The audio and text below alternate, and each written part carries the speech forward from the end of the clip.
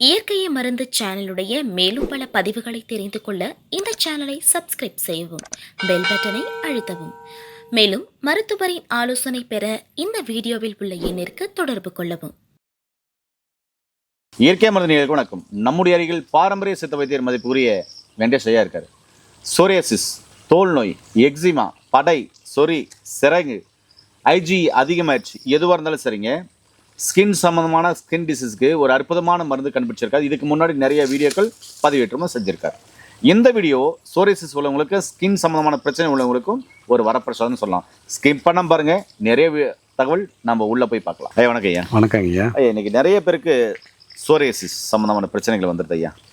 இந்த சோரியாசிஸ் வந்துட்டாவே உடம்பு ஃபுல்லாக கீறுறாங்க, சீப் வச்சு கீறுறாங்க, ப்ரஷ் வச்சு கீறுறாங்க, செதிலாக வருது. ஸ்கால்பில் சோரியாசிஸ், உடம்பு ஃபுல்லாக சோரியாசிஸ், வெளியவே சொல்ல முடியாது, அந்த அளவுக்கு இது ரணவேதனை. ஒரு சிலருக்கு எக்ஸிமா, படை, சொறி, சிறங்கு, ஐஜி அதிகமாகிடுச்சு, ததாக போட்டுக்குது, ஸ்கின் அலர்ஜின்றாங்க. இப்படிப்பட்ட பிரச்சனைகளுக்கு ஒரு மண்டலம் போதும், அது எத்தனை வருஷம் இருந்தாலும் சரிப்பா, ஏன் மருந்து ஒரு மண்டலம் போதுன்றீங்களே அப்படின்னு சொன்னீங்களா? அந்த ஒரு மண்டலத்தில் சரி பண்ணக்கூடிய மருந்து அப்படி என்ன சித்த மருத்துவத்தில் நீங்கள் கண்டுபிடிச்சிருக்கீங்க, மக்களுக்கு எப்படி சொல்ல போகிறீங்க? இது நம்ம ஒரு தொகுப்பாக தான் கொடுக்குறோம். தனிப்பட்ட முறையில் ஒரு மருந்து இல்லை, ஒரு மருந்து ஒரு தொகுப்பாக கொடுக்குறோம். இது மட்டும் இல்லை, ஸ்ட்ரெஸ் மேனேஜ்மெண்ட், இந்த மாதிரி ஸ்கின் டிசீஸ் இருக்கிறவங்களுக்கு மனசு முதல்ல அந்த டென்ஷன் இல்லாமல், மனக்கிலேசம் இல்லாமல் வச்சுக்கணும். அது ரொம்ப ரொம்ப முக்கியம். தோல் நோயினாலே மனம் சம்பந்தப்பட்டதும் கூட, அதை முதல்ல நம்ம புரிஞ்சுக்கணும். வெறும் உணவு முறையிலையோ இல்லை பூச்சிக்கடியினால் அது மட்டும் கிடையாது. மனம் செம்மையாக இருந்தால் மட்டும்தான் இதை சரி பண்ண முடியும். அது முதல்ல வச்சுங்க. டைட் ஃபிட்டிங் ட்ரெஸ்ஸஸ் போடாதீங்க, ரொம்ப டைட் ஃபிட்டிங், காத்தோட்டம் இல்லாத கடினமான ஜீன்ஸ் பேண்ட், அது மாதிரி. அதே மாதிரி தூங்குகிற இடம், நீங்கள் உறங்குற இடம் ஆரோக்கியமாக, அதாவது ஆக்சிஜன், பிராணசக்தி இருக்கிற போகிற மாதிரி, ஆக்சிஜன் உள்ளே வரணும், வெளியே போகணும். அந்த மாதிரி ஏசி ரூமில் அடைச்சிக்கிட்டு அந்த மாதிரிலாம் இருக்கக்கூடாது. ஏசி ரூமில் இருங்க, கூல் ஆன உடனே ஜன்னல் திறந்து வச்சுட்டு ஃபேனு போட்டுங்க. வெளியே இருக்கிற காற்று உள்ளே வரணும், உள்ளே இருக்கிற காற்று வெளியே போகணும். மொத்தத்தில் காத்தோட்டமான இடமா இருக்கணும். இப்போ ரொம்ப புழுங்குறத குறைச்சலாக இருக்கிற இடத்துல இருக்காதீங்க, ஒரு காலமும் சரியாகாது.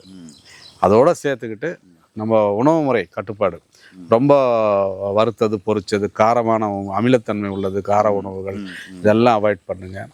முக்கியமாக கரப்பான் பொருள்கள், அசைவ உணவை அறவே தவிர்க்கணும். முட்டை கூட தொடக்கூடாது. அசைவ உணவு, கடல் சார்ந்த உணவுகள், சீ ஃபுட்டுன்னு சொல்லுவாங்க, எதையுமே தொடக்கூடாது. தயிர் படக்கூடாது. தயிர் இல்லாமல் மோர் எடுத்துக்கலாம், தயிர் உதவாது. இந்த மாதிரி கரப்பான் பொருள்லாம் அவாய்ட் பண்ணிவிட்டு இது எடுத்திங்கன்னா குயிக்காக ரிலீஃப் ஆகிட்டு வெளியே வந்துடலாம். ஆமாங்க. இது எப்படி எல்லாம் பயன்படுத்தணும் இந்த மருந்து? இது நம்ம குடிநீராக கொடுத்துருக்கோம். இந்த குடிநீர் 300 ml தண்ணீர், 300 ml தண்ணீரை 10 கிராம் பொடி போடணும், 2 டீஸ்பூன் அளவு. 100 ml சுண்டை காய்ச்சி வடிகட்டின பிறகு கிடைக்கிற அந்த 100 ml 50 ml காலையிலையும் வெறும் வயிற்றில், மீதி 50 ml சாயங்காலம் 5 மணி வாக்கில் வெறும் வயிற்றில் குடிக்கணும். ஒரு நாளைக்கு 2 வேளை எம்டி ஸ்டமக்கில். இது ரெண்டாவது பார்த்திங்கன்னா, இது நம்ம நிறைய காணொலி போட்டிருக்கோம், குங்குளிய வெண்ணெய். இந்த குங்குளிய வெண்ணெய் காலை இரவு உணவுக்கு முன்னாடி 1 டீஸ்பூன் அளவு எடுத்துக்கிட்டு வாங்க. இதை சாப்பிட்டுட்டு 5 நிமிஷம் கழித்து தேன் அல்லது வெந்நீரில் இது 1 கிராம் அளவு, அதாவது 1/4 டீஸ்பூன் அளவு 2 வேளையும் எடுத்துக்கோங்க. இது மட்டும் இல்லாமல் உணவுக்கு பின்னாடி பசும் பாலில் இது 1 சொட்டு, காலை இரவு 2 வேளை, அதாவது உணவுக்கு பின்னாடி ஒரு அரை மணி நேரம் கழித்து 1 சொட்டு எடுத்தால் போதும். காலையில் 1 சொட்டு, இரவு 1 சொட்டு. அல்லது இல்லை எனக்கு ஒரு வேளை மட்டும் எடுக்கணும் அப்படின்னா 2 சொட்டு ஒரே வேளை எடுத்தால் போதும். ஒன்று காலையில் எடுங்க, இல்லைன்னா நைட்டுக்கு பாலில் 2 சொட்டு எடுக்கலாம். ஒரு நாளைக்கு 2 சொட்டு, ஒரு வேளை எடுத்தாலும் சரி, இல்லை 2 வேளை ஒரு சொட்டு எடுத்தாலும் சரி, அது உங்கள் விருப்பம். பாலில் கலந்து எடுத்துக்கோங்க. ஒரு சிலருக்கு பாலில் கலந்து சாப்பிடும்போது அது புகை வாசனை வருது ஐயா, என்னால் சாப்பிட முடியலையான்னு சொல்கிறாங்க, ஃபோன் பண்ணுறாங்க.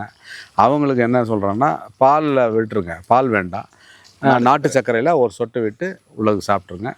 உள்ளுக்கு சாப்பிட்டுட்டு ஹாட் வாட்டர் ஒரு 1/4 டம்ளர் 1/2 டம்ளர் வாயில் விட்டு கொப்பளிச்சு முழுங்கிடுங்க.